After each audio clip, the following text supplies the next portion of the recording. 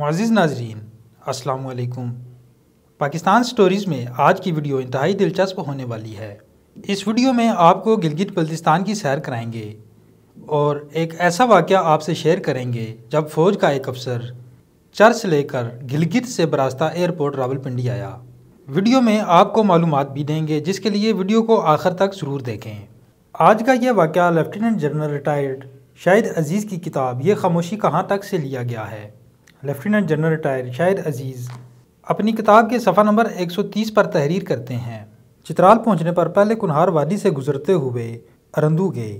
بہت خوبصورت وادی ہے، پھر کافرستان کی وادیوں میں پھرتے رہے جہاں کے لوگوں کو ترقی کرنے کی اجازت نہیں، کیونکہ انہیں سیاحوں کے نام لکھ دیا گیا ہے جن کے حقیر ڈالر ہماری آنکھوں میں چمکتے ہیں۔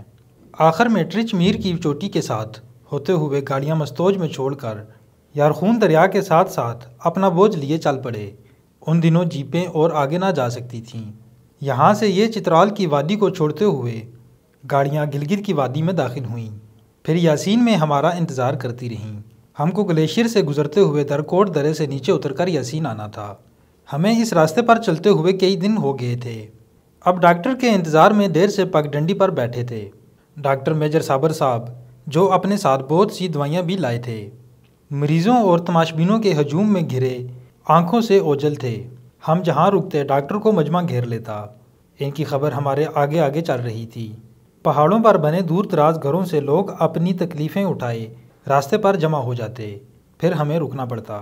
یہاں تو نہ کوئی ڈاکٹر تھا نہ دوا، بس دعاؤں سے ہی شفا پاتے، مگر اب ان میں بھی اثر کہاں رہ گیا تھا۔ آج بھی ہمیں روز کی طرح دیر ہو رہی تھی۔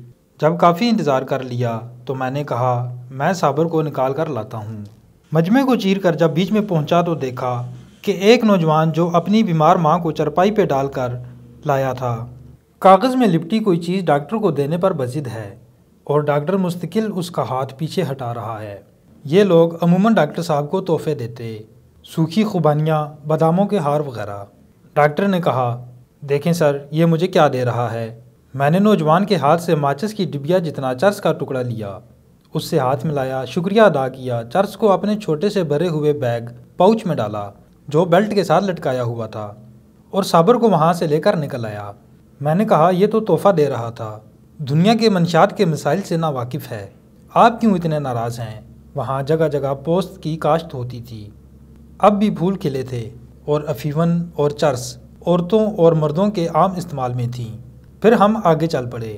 وقت کے ساتھ جیسے جیسے اس بیگ سے چیزیں استعمال ہوتی رہیں، وہ ٹکڑا کہیں سگریٹ کی ڈبیوں، پیسوں، ٹافیوں، واک مین اور اس کی کیسٹوں کے نیچے چلا گیا، ذہن سے بھی چلا گیا۔ یارخون وادی کے مشرق میں ہندو راج پہاڑیوں کی برف پوش چوٹیاں تھیں جو چترال کو گلگت سے علیحدہ کرتی ہیں۔ مغرب میں ہندو کاشی سلسلے کے پیچھے دریائے آکسس یا آمو دریا ہے جس کی وادی کو واخان کوریڈور کہتے ہیں۔ یہ وہ تاریخی راستہ ہے جہاں سے مارکو پولو قریب 750 سال پہلے چین گیا تھا۔ کہتے ہیں منگولوں کے بھی کچھ دستے اس ہی راستے سے افغانستان میں داخل ہوئے تھے۔ باروغل پہنچ کر ہم نے ایک دن افغانستان کے بارڈر پر گزارا۔ درہ باروغل سے افغانستان کی سرحد پار کی، یہاں سے آمو دریا نظر آتا ہے۔ پھر سرحد کے ساتھ چلتے ہوئے درہ دروازہ سے واپس آئے۔ باروغل اس وادی کی آخری آبادی ہے۔ نیچی نیچی چھتوں والے پتھر کے چند مکان تھے جن میں بیٹھ کر داخل ہونا پڑتا۔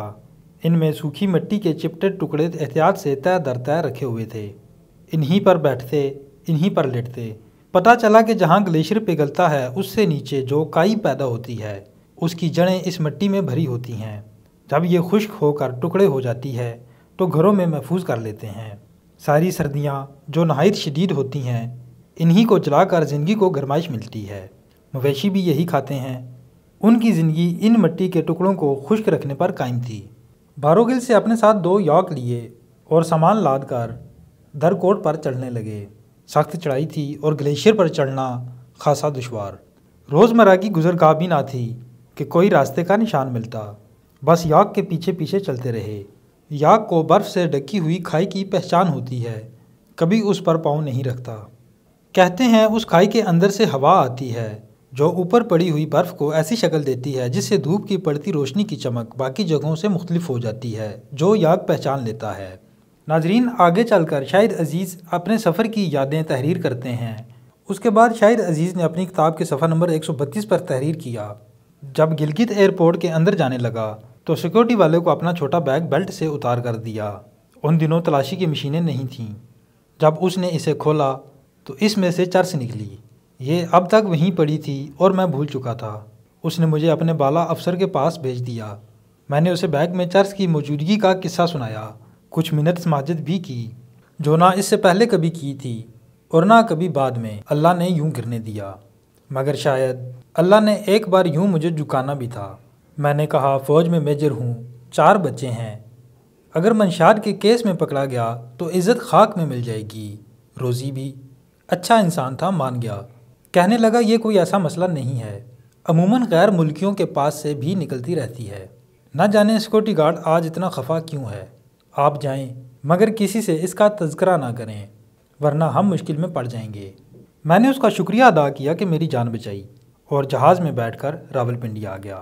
معزز ناظرین، اگر ویڈیو آپ کو پسند آئی ہو تو لائک کیجئے، شیئر کیجئے، چینل کو سبسکرائب کیجئے اور بیل آئیکن کو بھی پریس کر دیجئے تاکہ جو ہی ہمارا کوئی نیا پروگرام اپلوڈ ہوتا ہے تو اس کا نوٹیفیکیشن فوری طور پر آپ کو موصول ہو سکے۔